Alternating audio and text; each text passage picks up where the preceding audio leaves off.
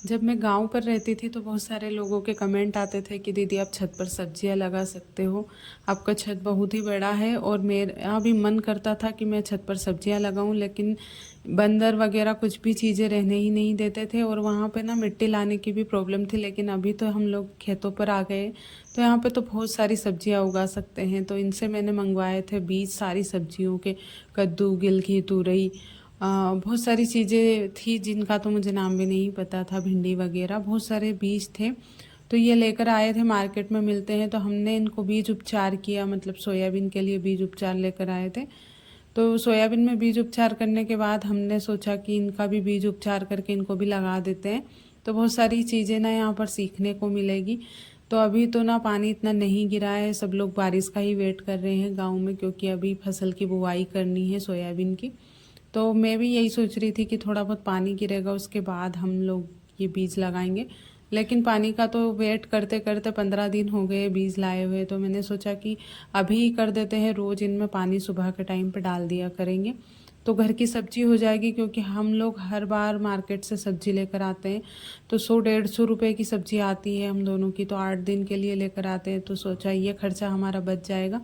तो ये बीज लगाते जा रहे थे और मैं यहाँ पे पानी डालती जा रही थी। तो हमारा जो घर है वो खेतों के बीचों बीच है। तो यहाँ पे एक चीज़ का फ़ायदा है कि यहाँ पे घर की सब्जियाँ भी खाने को मिलेगी, घर की बहुत सारी चीज़ें होगी जो हमें मार्केट से नहीं लानी पड़ेगी। तो मैं दिखा रही हूँ अपने खेत। एक दीदी का कमेंट आया था कि आप अपने खेत भी दिखाओ, घर भी दिखाओ। तो पूरा डिटेल में मैं इसका एक वीडियो बनाऊंगी जहाँ पे मेरा खेत और घर का मैं वीडियो बनाऊंगी।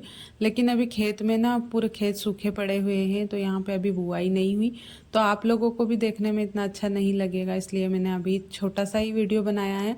उसके बाद हम लोग आ गए थे खेत की, मतलब सब्जी की बुआई करके। उसके बाद मैंने ये कच्चे आम इसमें रखे हुए थे, केरी, एक कपड़े में बांध कर, जिसको हमारे यहाँ पे बोलते हैं पाल रखना। तो इसमें ना बहुत सारी चीज़ें डलती है, लेकिन मैंने तो ऐसे ही कपड़े में बांध कर रख दिए थे। तो बहुत सारी केरियाँ ख़राब भी हो गई थी और बहुत सारी पक भी गई थी।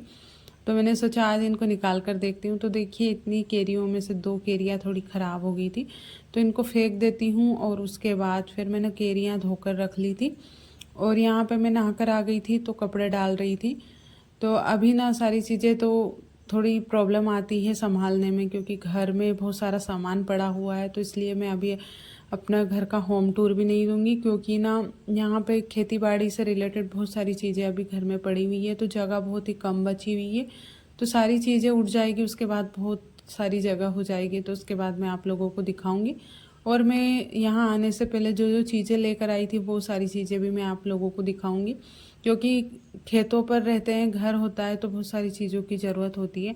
उसके बाद यहाँ पे मैंने एक टब में केरियाँ रखी हुई थी, तो मैं इनको दूसरी बार धो रही हूँ। क्योंकि ना इन पे जो रहता है चिपचिपा सा जो छींक रहता है वो लगा हुआ रहता है। तो इससे ना चेहरा, जैसे हम खाते हैं तो अगर इसका पानी थोड़ा बहुत भी लग जाता है ना तो ख़राब हो जाता है, फोड़े फुंसी वगैरह हो जाते हैं। तो इससे अच्छे से धोकर ही खाना चाहिए।